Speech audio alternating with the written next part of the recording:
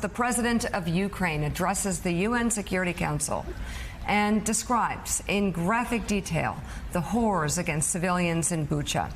He compared Russia's war crimes to ISIS and challenged the UN to act or dissolve itself.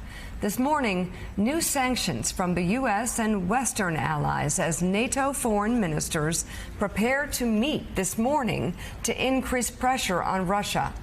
NBC News chief foreign correspondent Richard Engel is reporting from the recently liberated areas around Kyiv.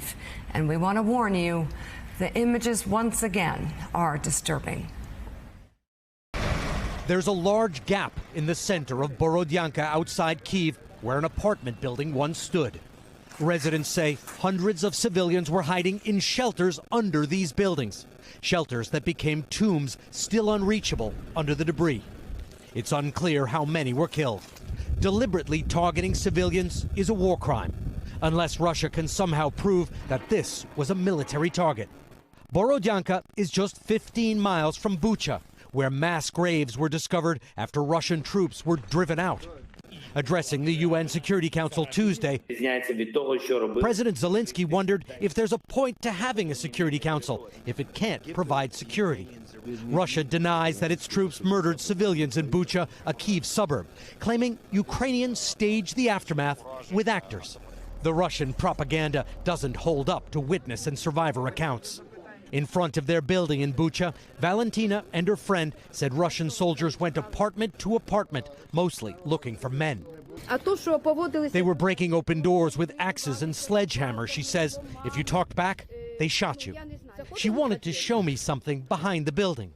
She's saying one of her neighbors was so frightened because the Russian soldiers were banging on his door that he jumped out of that window on the third floor and came landing on the ground. He didn't die, hurt himself, but managed to escape. He thought the Russians were just going to shoot him dead. Desperation. A few feet away was a grave Valentina dug with her friend. You put up a cross. 4 people here? 2 were our neighbors, she says. We don't know who the other 2 are, but buried them anyway. She says all 4 of them were machine gunned by Russian troops. She doesn't know why. Please don't let this happen again, she says. We are regular, hard-working people. Down the street, the Abramov family was in their home when they say Russian soldiers threw a grenade through the window and set the house on fire. Vladimir and his daughter Irina came running out in the cold in slippers. They started to ask, where are the Nazis, he says. They said we are Russians. We came to liberate you. The soldiers grabbed Irina's husband Oleg and shot him in the head. I started to shout, kill me too, because I have only one husband. Ukrainian officials say hundreds of civilians were killed in Bucha, and the toll is rising as Russia appears to have used scorched earth tactics in its failed attempt to capture Kyiv.